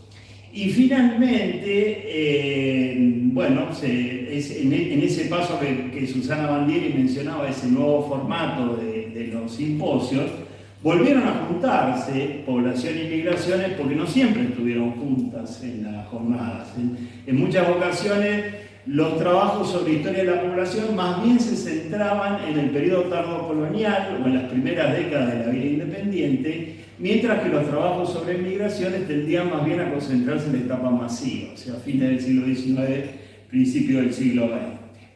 Por supuesto que esa unificación, ese cambio de formato fue beneficiosa en el sentido de que permitió un intercambio mayor entre los historiadores respecto de la fuente, de los métodos, del tipo de preguntas con las cuales trabajamos, etc. De manera que yo creo que ha sido positivo. Más allá de eso, creo que sería reduccionista limitar los avances que se han producido en este eje temático a lo que se fue presentando en las jornadas, si bien las jornadas brindan un panorama bastante fiel de las grandes líneas de investigación en esta materia. Y yo diría en una primera observación general que sin duda los avances han sido muy significativos en materia de demografía y de estudios migratorios, si bien no necesariamente han estado conectados con la economía, con la historia económica, sino que han transitado, muchas veces han transitado por otras vías. La economía a veces ha servido como una especie de marco así estructural, general, dentro del cual tenían lugar las oscilaciones de la población o los movimientos migratorios, pero sin que hubiera explicaciones o relaciones causales más desagregadas entre ambos niveles. Aún con esas limitaciones, yo diría que los avances en materia de historia de la población han sido sustanciales durante estos 40 años. Y no me refiero solamente a la etapa que se inicia con el Censo Nacional de 1869, a partir del cual, por supuesto, ya la información con la que contamos de la evolución de la población, de la composición de población, etc., para el conjunto de la Argentina, para las distintas provincias y regiones, muy detallado, sino incluso para lo que los demógrafos llaman la etapa pretransicional, es decir, aquella etapa en la cual todavía los recuentos de población son parciales, son fragmentarios y, por ejemplo, los registros parroquiales, presentan lagunas, a veces no incluyen a determinados grupos poblacionales, por lo cual es más complicado trabajar. Pero muchas veces se han solucionado, se han subsanado estos inconvenientes recurriendo a procedimientos indirectos, incluso en sentido retrospectivo, por ejemplo, tratando de conjeturar los movimientos de población, por ejemplo, las migraciones internas, a partir de analizar en determinados censos, como el de 1869, por ejemplo, los índices de masculinidad de las franjas etarias más elevadas, como una forma de hacer un análisis retrospectivo de los movimientos de población previos. Al mismo tiempo que se iban produciendo estos avances, creo que también se avanzó mucho en el análisis morfológico de las familias y la relación entre las familias, entre esa morfología de las familias y los procesos productivos en los cuales las familias estaban insertas, destacando los roles de género, las relaciones de parentesco como factores explicativos. Actividades como las artesanías textiles del noroeste, la agricultura de subsistencia, la agricultura comercial, según los casos, o fenómenos como las migraciones internas, el establecimiento de campesinos del interior en la región pampeana, la ocupación de nuevas tierras y más adelante la colonización con migrantes transatlánticos, han estado cada vez más relacionados o más estudiados en relación con el desempeño familiar en cada una de estas actividades. Y lo mismo puede decirse en el caso de aquellos que llegaron a convertirse en propietarios de las estrategias de preservación y transmisión del patrimonio a través de la herencia, o en el caso de los linajes de élite, las alianzas matrimoniales en la relación con la trama de los negocios o con la acumulación de riqueza. Por lo tanto, entiendo que los factores económicos han sido claramente sumados como factores explicativos junto con otros de otro tipo, como por ejemplo los factores culturales y sociales, y a través de ellos se ha intentado explicar en algunas ocasiones la composición de la familia, la edad del matrimonio, el porcentaje de soltería definitiva en algunos casos, etc. Del mismo modo, en las ciudades de fines del siglo XIX y principios del siglo XX, como Buenos Aires o Rosario, por ejemplo, se han observado los grupos de corresidencia en función del tipo de actividades realizadas o de la pertenencia a determinados nichos laborales. Por ejemplo, el caso de los migrantes jóvenes y solteros o que vivían separados de sus familias, viviendo con sus compañeros de trabajo. Y yo diría ahí, relacionado con esto, yo creo que una línea de investigación que bueno, fue muy prometedora por las evidencias que fue mostrando, pero que quizá no se desarrolló tanto como cabría esperar, es la del análisis de la segmentación étnica del mercado de trabajo, que sin duda tuvo una gran importancia, ha mostrado resultados convincentes para una cantidad de casos de este tipo, sea empleando fuentes del país de destino, en este caso por supuesto la Argentina, como las cédulas censales, las actas de registro civil, o en el caso de los trabajos de Mirta y de otros historiadores, los archivos de empresa, eventualmente también, si se trata de migrantes externos, los registros de las asociaciones, de las colectividades, o bien las fuentes que tienen que ver con las ocupaciones y oficios que traían los inmigrantes de los países de origen y que a veces tienen más problemas por su menor nivel de desagregado, como pueden ser las listas de desembarco o los partes consulares. En un artículo de hace casi 20 años, Fernando Devoto y Hernán Otero observaban como uno de los problemas o de las limitaciones o de las características de los estudios migratorios en la Argentina el hecho de que tendieron a concentrarse más en el proceso de integración de los inmigrantes que en la movilidad social de los inmigrantes en la Argentina. Lo cual sin duda tenía relación, por un lado, con el tipo de interrogantes que se fueron planteando en los estudios migratorios y también con el tipo de marcos teóricos empleados, pero asimismo con las dificultades que presentan las fuentes, lo cual es indudable. Analizar la movilidad social, por ejemplo, de los inmigrantes una vez que se establecieron en la Argentina es complicado.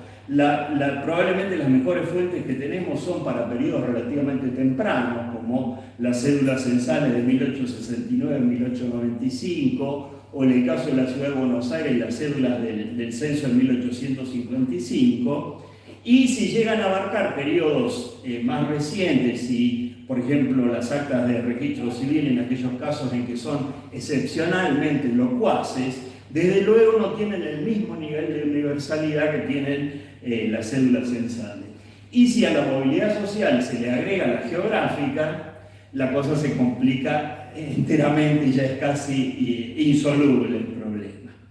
De todas maneras, yo diría que aun cuando la discusión de los estudios migratorios tendió a concentrarse en estos procesos de integración y los indicadores cuantificables del proceso de integración, también en el nivel de esos indicadores es posible avanzar a través de la historia económica, y se ha hecho en parte y creo que queda mucho todavía por hacer. Por ejemplo, el debate sobre las pautas matrimoniales, que fue un debate central dentro de esa discusión de los estudios migratorios, o sea, en los casos en que al menos uno de los cónyuges era extranjero, en algunos casos, en algunos estudios, incluyó la hipótesis alternativa de la homogamia ocupacional como explicación de esos matrimonios, más allá de la endogamia étnica o no. Sea la homogamia entre los propios contrayentes o sea entre el novio y el padre de la novia. Incluso en algunos estudios proyectando a la siguiente generación, o sea, la generación de los hijos de los inmigrantes. Estos estudios, por otro lado, lo que dejaban abierta era la posibilidad de aplicación de esas mismas fuentes para analizar a la población nativa, lo cual se ha hecho mucho menos que con los inmigrantes. Del mismo modo, cuando la discusión sobre el proceso de integración de los inmigrantes se orientó hacia las pautas residenciales, algunos de los trabajos más innovadores propusieron que junto con el abanico de explicaciones que tendían a enfatizar los vínculos premigratorios de los inmigrantes que llegaban a la Argentina, los lazos fuertes de los inmigrantes, se le añadieran variables tales como el precio de la tierra, el precio de la vivienda, la demanda laboral, la disponibilidad de medios de transporte, etc., y se utilizaran parámetros comparativos como las migraciones de los países limítrofes o las migraciones internas, que coincido con Mirta, se trata todavía de un tema insuficientemente desarrollado. Ahora, más allá de la discusión respecto de las pautas residenciales, yo creo que una de las cosas que uno advierte comparando un poco trabajos de los años 80 y trabajos más recientes, es cuánto se ha avanzado en la cuestión del análisis también de la segregación espacial y los factores económicos que explican la segregación espacial. Desde aquellos trabajos pioneros que por ahí analizaban la distribución poblacional en distritos como Entre Ríos o Tierra del Fuego o Neuquén en los años 80, vinculándolos con el tipo de actividad, hasta análisis más recientes y sofisticados sobre segregación espacial, migración en mercados laborales, o que tratan de indagar las relaciones, por ejemplo, entre la conducta matrimonial, la distribución espacial y la inserción ocupacional. Y el tercer tema sobre el cual tendió a centrarse la discusión o el debate sobre la integración de los inmigrantes, que fue el tema de las asociaciones, el asociacionismo, en la perspectiva asistencialista, que sin duda es la perspectiva más importante de las asociaciones, constituye otro ámbito en el cual paulatinamente el tipo de interrogantes que fueron planteados originalmente van dejando lugar a otros en donde la historia económica tiene más cosas para decir, como por ejemplo la forma de financiación de un sistema privado de salud que tuvo una enorme importancia en la Argentina a lo largo de un siglo, que es el sistema basado en los hospitales de colectividades y en las asociaciones de socorro mutuo. Cómo se financiaban, qué tipo de prestaciones brindaban, cómo se sostenían a lo largo del tiempo. ¿Qué diferencias tenían las étnicas con las cosmopolitas, que a su vez han sido bastante menos estudiadas que las étnicas, etc.? En todos estos puntos yo creo que los cambios de escala, así como Claudio hablaba de los cambios de escala en la historia industrial, yo creo que aquí también han sido centrales. La historiografía argentina, en buena medida, la historiografía de los movimientos migratorios, en buena medida, ha tendido a concentrar su atención en los lugares de radicación de los inmigrantes, sea que estos lugares sean definitivos o provisorios, y allí es donde es más posible un poco el diálogo o la comparación entre los factores explicativos más de tipo macroeconómico, lo que tradicionalmente se llamaba los factores expulsivos y factores atractivos de la población, y los mecanismos microsociales a través de los cuales operaban estos movimientos migratorios. Yo diría que de todas maneras, también en ese nivel macro hay un campo en el cual hay mucho para hacer aún, que es el de las políticas migratorias y su relación con la economía, las políticas migratorias y las políticas de población en la Argentina en relación con la economía, entre otras cosas viendo en qué medida el diseño de alguna de estas políticas migratorias o políticas de población guardaba relación con los ciclos económicos, tratando de revertirlos o tratando de acelerarlos según los momentos. Por ejemplo, la Ley de Inmigración y Colonización de 1876, en el marco de una crisis económica importante en la Argentina, como una posibilidad de alentar la reversión de ese ciclo económico, o por el contrario, el carácter más bien que hoy diríamos procíclico, de la política de subsidio de pasajes para los inmigrantes durante la presidencia de Juárez-Selman, o los acuerdos bilaterales que se firmaron durante la primera presidencia de Perón con los países de origen de los inmigrantes. De la misma manera que en el caso de las ideologías y políticas de población, el crecimiento relativamente más lento de la economía argentina a partir de 1914, sobre todo a partir de 1929, ¿en qué medida eso impactó sobre ciertos diseños de política de población que insistían más en el crecimiento vegetativo que en el crecimiento migratorio, como una realidad de esa Argentina que estaba cambiando? Para terminar, yo creo que también hay bastante para hacer todavía en lo que se refiere a las relaciones económicas de la Argentina con los países de origen de los inmigrantes, como un campo de estudios que sí claramente está en relación con la historia económica, ¿no? Sobre algunas de estas cosas estamos bastante bien informados. María Inés mencionaba el caso de, bueno, los inmigrantes dentro de los grupos empresariales.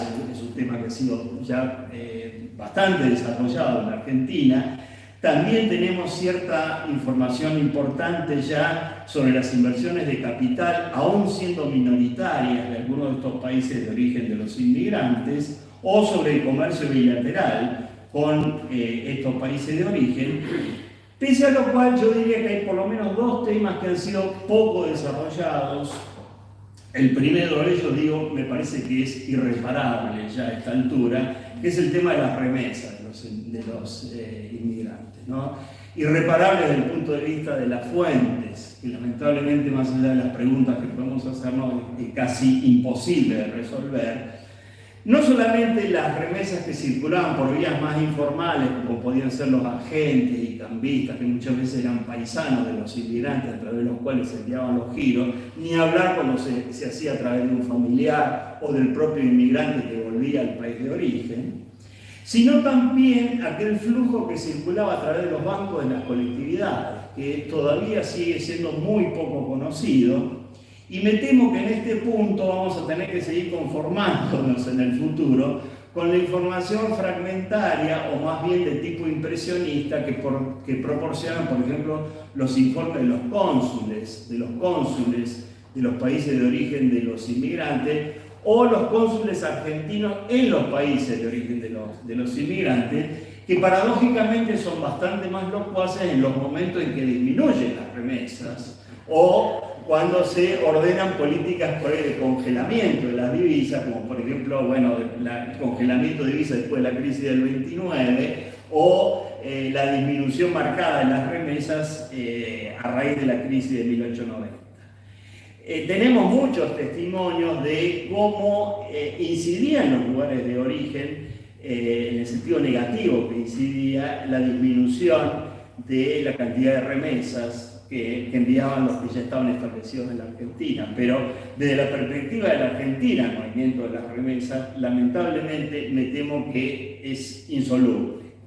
El otro aspecto que yo creo que nuestros conocimientos siguen siendo deficientes, sobre todo para la etapa de inmigración más masiva, y aun cuando los problemas de fuentes no son acá tan marcados, es la cuestión del negocio del transporte de los inmigrantes y de las cargas asociados con la inmigración.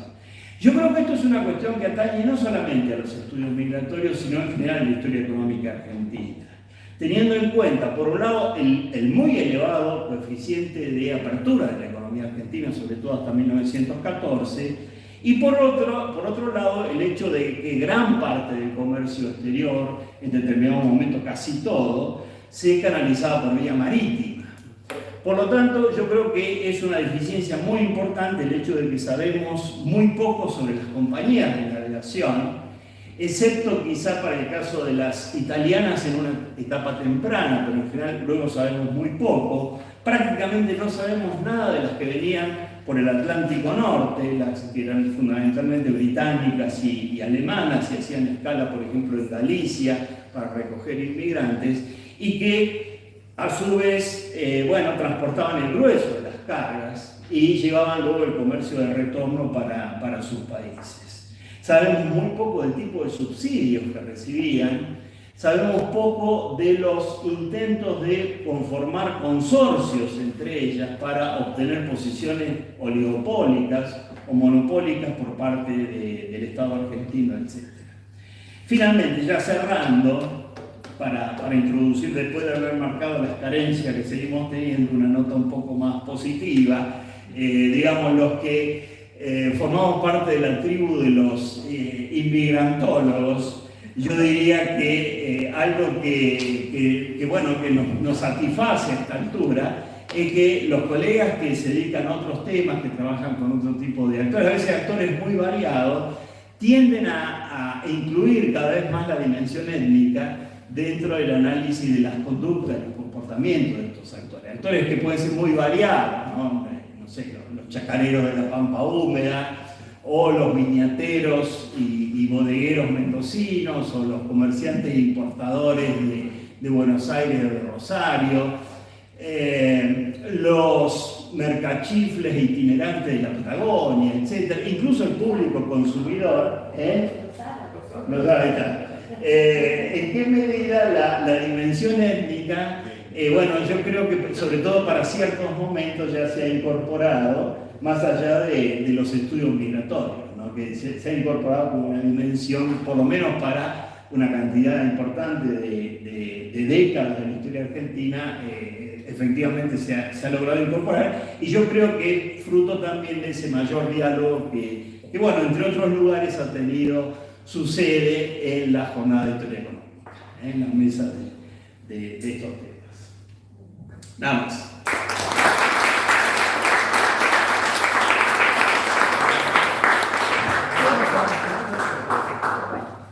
Les agradezco mucho, no solamente nos hemos adentrado en las temáticas sobre las que ustedes trabajan, sino que nos han hecho para mí un panorama muy interesante de lo que han sido las jornadas de historia económica en estos 40 años, que es algo para celebrar, como espacio de intercambio de ideas, de producción, de encuentro entre colegas, que nos hace crecer a todos. Muchísimas gracias, me he sentido muy honrada de estar acá.